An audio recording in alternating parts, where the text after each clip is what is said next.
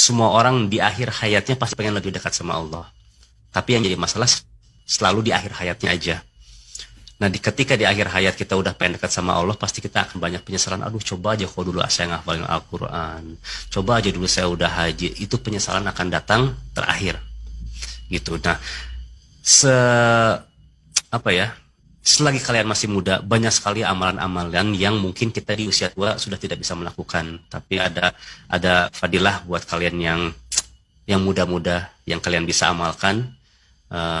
Yang insya Allah juga itu akan menjadi keuntungan kalian nanti di yaumul akhir. Jadi saran saya, pertimbangkan ilmunya supaya bisa ilmu itu bermanfaat bukan hanya di dunia dan di akhirat. Jadi semoga kalian menuntut ilmu itu suatu hal yang bisa kalian manfaatkan di dunia dan di akhirat. Karena bagi saya nggak bisa membanggakan, ya Allah dulu saya ini menciptakan banyak fans, terus banyak lagu di hadapan Allah. Pada akhirnya itu nggak bisa meningkatkan derajat saya. Terus kalau saya bilang saya dengan uang ini saya bisa sedekah dengan banyak segala macam, tapi kita melakukan hal yang haram, nggak bisa. Jadi untuk dari segi musiknya, karena ketika musik itu kalian nggak lakukan, otomatis kalian tuh menutup pintu khamar, pintu rokok juga, terus bercampur dengan wanita, ya. Jadi dengan menutupnya pintu musik dan industri musik, kalian itu menutup banyak hal yang sifatnya mudarat, yang mungkin kalian nggak menyadari ya. Mungkin hanya ngedengerin musik aja. Kalau 1 juta orang berpikiran seperti itu, otomatis sponsor akan masuk, orang penjual khamar juga akan masuk, dan memang yang menjadi tampilan di depannya itu adalah, kalau kalian lihat di kafe, kita sering dulu main di Medan. Di kafe di Medan ya, yang ditampilkan di depan billboard itu musisinya. Bukan, hayu malam ini kita minum khamar bareng-bareng dengan para wanita yang bisa datang ke tempat itu gratis, enggak. Tapi musisi yang akan dikedepankan menjadi pintu pembuka maksiat itu. Nah, jadi saya mengingatkan diri saya sendiri, buat kalian juga, buat para musisi juga, jangan mau menjadi pintu maksiat untuk orang lain memasuki maksiat itu. Jadi setutup erat-eratnya, jangan mau kita jadi pintu maksiat. Apalagi sekarang anak muda, di mana kalian hidup nanti zaman yang fitnahnya lebih dahsyat lagi. Kita lihat arah aplikasi sekarang kemana, arah sosial media kayak gimana. Kalian harus bisa lebih menjaga diri gitu, karena semakin tahun kayaknya kita akan menghadapi situasi yang sangat sulit buat agama kita. Jadi mudah-mudahan kalian istiqomah terus belajar untuk dunia dan akhirat. Mudah-mudahan dengan itu kalian nanti di ujung hayatnya husnul khotimah dan tidak ada penyesalan, dan dengan menuntut itu bisa mengantarkan kita semua ke dalam surga insyaallah. Amin. Ustadz, saya pernah dengar musik itu haram, tapi saya ragu karena saya suka musik. Tolong penjelasan dalil tentang pengharaman musik. Ini dalil haram musik ya, di antaranya dalam surat Luqman, ya, "Wa minan nasi may yashtari lahwal hadithi liyudhilla an sabilillah." Di antara manusia ada yang membeli perkataan yang sia-sia untuk menyesatkan dari jalan Allah Subhanahu wa taala. Baca buku tafsir manapun akan disebutkan perkataan Ibnu Mas'ud. Dia bersumpah yang bahwasanya yang dimaksud adalah nyanyian yang menyesatkan orang dari jalan Allah Subhanahu wa taala, ya.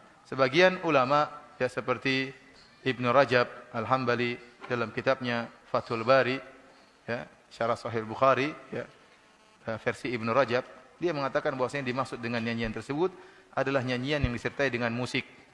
Wallahu a'lam bishawab. Ini pendapat beliau karena beliau mengatakan tafsiran tersebut muncul dari Ibnu Mas'ud tatkala kaum muslimin sudah bercampur dengan orang-orang Romawi yang masuk Islam dan kebiasaan mereka adalah menyanyi sambil musik-musikan. Maka ayat ini berkaitan dengan musik, ya. Kemudian dalam hadis dalam Sahih Bukhari, Nabi SAW mengatakan, "La yakunana aqwamun min ummati yastahiluna al-hira wal harira wal khamra wal ma'azif." Akan ada dari umatku yang menghalalkan zina, menghalalkan bir, menghalalkan kain sutra bagi lelaki, dan menghalalkan alat-alat musik. Ini Rasulullah mengkabarkan akan ada umat yang model begini, menghalalkan zina, yang menghalalkan bir, menghalalkan kain sutra bagi lelaki, dan juga menghalalkan alat-alat musik. Ini menunjukkan alat musik hukumnya haram. Oleh karenanya para ulama ijma bahwasanya musik hukumnya haram, dan ini pendapat 4 mazhab. Dan termasuk ulama yang keras dalam hal ini adalah Imam Syafi'i rahimahullahu taala, yang keras mengharamkan musik. Sampai beliau mengatakan kalau ada orang mencuri alat musik, maka tidak perlu dipotong tangannya. Ya, tidak perlu. Kenapa? Karena itu hukumnya seperti mencuri babi dan seperti mencuri bir. Sama-sama hukumnya haram. Jadi kalau ada barang, karena asalnya barang haram memang ditiadakan. Oleh karenanya kalau ada yang mencuri alat musik maka tidak perlu dipotong tangannya. Demikian juga beliau mengatakan dalam kitabnya Al-Um, kalau ada orang yang masuk ke rumah seorang muslim, misalnya kemudian dia pun ada orang muslim tersebut punya alat musik, kemudian dia merusak alat musik tersebut, maka dia tidak perlu ganti. Dia tidak perlu ganti. Oleh karena saya sering sampaikan, kalau antum pergi ke toko alat musik, antum masuk hancurkan alat musiknya, antum bilang Imam Syafi'i mengatakan demikian. Kalau saya hancurkan tidak perlu ganti. Kata dia tidak usah ganti, tapi tolong masuk kantor polisi ya. Ini pendapat Imam Syafi'i. Oleh karenanya semuanya ulama 4 mazhab semuanya mengharamkan apa? Musik. Dan kenyataannya musik ya adalah melalaikan. Siapa? Kita semua tahu musik apa? Melalaikan. Dan barang siapa yang berusaha beribadah dengan alat musik atau berdakwah dengan alat musik ya, maka dia telah meniru-niru orang-orang Nasrani. Dan Rasulullah SAW mengatakan man tasyabbaha biqaumin fahuwa minhum.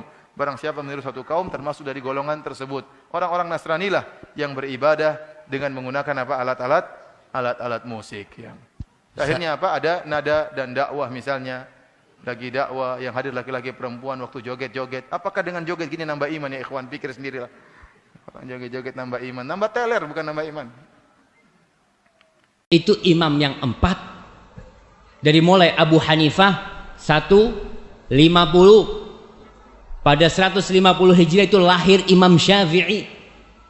Beliau lahir tahun 80 Hijriah, Imam Abu Hanifah. Meninggal 150. Pas meninggalnya Abu Hanifah, lahirlah Imam Syafi'i. Maka dikatakan matal imam wa wulidal imam. Meninggal seorang imam dan dilahirkan kembali seorang imam. Yaitu Imam Syafi'i rahimahullah ta'ala. Kemudian Imam Malik 179. Kemudian Imam Syafi'i 204 dan Imam Ahmad 241. Subhanallah. Itu imam yang 4 berpendapat haram. Saya ngomong mau milih madhab yang mana anak ini? Kalau 4-nya haram, ada madhab lain kata dia. Madhab Zahiri itu ngomong halal. Ibnu Hazm Ustaz. Ibnu Hazm nih. Ibnu Hazm ini menyatakan halal. Coba kita lihat kapan Ibnu Hazm lahir dan kapan imam yang terakhir meninggal. Siapa yang tahu Ibnu Hazm itu lahir kapan? Ada yang tahu? Ana harus nyontek juga jemaah. Ibnu Hazm ini beliau dilahirkan tahun 384 Hijriah. Imam yang terakhir meninggal kapan? 241. Jadi 143 tahun ya. Betul. 143 tahun kemudian lahir Ibnu Hazm. Dia meninggal tahun 456. Jadi perbandingan meninggalnya dengan meninggalnya Imam Ahmad 200 tahun kira-kira. Ibnu Hazm ini berpendapat bahwasanya musik itu halal. Ana ngomong kira-kira bisa diterima enggak ya? Kalau Anda mau ikut hawa nafsu Anda waktu itu, Anda akan ikut Ibnu Hazm. Tapi setelah dipikir-pikir, masa imam yang 4 nih salah? Kemudian satu imam nih benar. Pendapat dia itu ternyata mendhaifkan semua hadis. Dia mengatakan dalam kitabnya Al-Muhalla Ibnu Hazm yang menyebutkan kira-kira 21 hadis tentang musik. Kemudian dia mengatakan, kata dia, tunggu nih, mana perkataan Ibnu Hazm? Kullu ma ruwiya fiha batilun maudhu.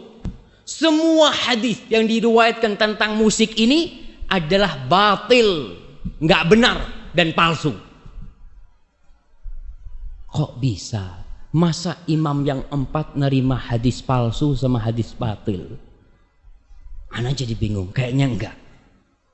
Maka kita lihat nih, bagaimana pendapat ulama tentang hadis-hadis yang katanya Ibnu Hazm semuanya batil dan palsu.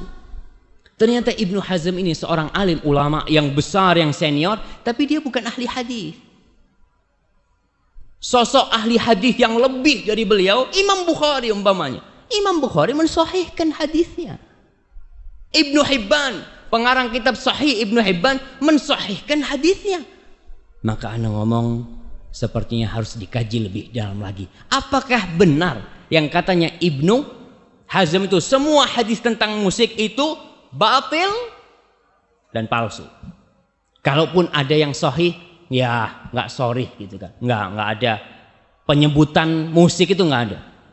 Maka di sini kita tidak akan merendahkan Ibnu Hazm. Ibnu Hazm adalah sosok ulama senior, dan ketika kita mengkoreksi pendapat Ibnu Hazm, kita tidak mengkoreksi pendapat itu dengan pendapat kita.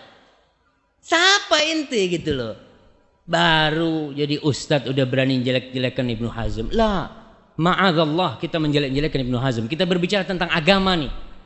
Kita membandingkan antara pendapat yang mengatakan halal dan haram, bukan masalah makruh ini. Antara satu di ujung neraka, yang satu juga di ujung neraka. Yang mengatakan haram berarti dia, ya sudah, yang melakukannya bisa masuk neraka. Yang mengatakan halal, kalau ternyata dia menghalalkan yang haram, maka dia juga berbahaya urusannya ketika menghalalkan yang haram. Ibnu Hazm adalah ulama senior, beliau memiliki buku-buku yang banyak sekali, tapi tetap buat ana Abu Hanifah, Imam Malik, Imam Syafi'i, dan Imam Ahmad bin Hanbal, beliau lebih agung buat ana. Kita ini orang awam mau ikut siapa? Orang awam kan biasanya taklid kan ya, ikut-ikutan. Kita mau Ustaz, ana ini nggak tahu dalil Ustaz. Cobalah ana kepingin tahu siapa sih yang berpendapat ini. Imam Syafi'i, alhamdulillah, udah ana ikut Imam Syafi'i. Nggak apa-apa, karena kita mungkin nggak bisa untuk mengkaji dalil. Tapi dilihat antara imam-imam itu mana yang lebih bertakwa, mana yang lebih berilmu dalam permasalahan yang sedang diperdebatkan itu. Nah, jangan dulu. Semua ulama setelah Ibnu Hazm taklid Ibnu Hazm. Semua ulama. Ulama mutaakhirin yang ada sekarang dari ulama-ulama Azhar ya, mereka itu hanya menyambung perkataannya Ibnu Hazm, menguatkan perkataannya Ibnu Hazm.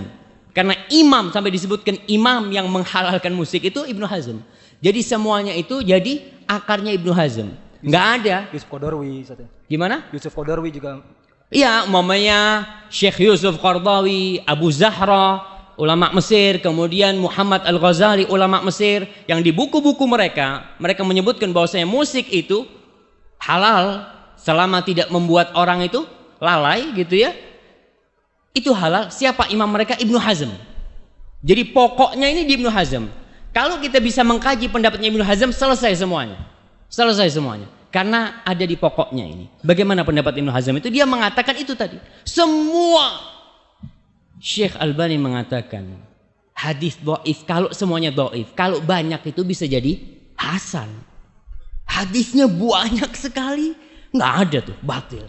Maka kita lihat bagaimana ya pendapat-pendapat ulama hadis tentang hadis-hadis musik itu.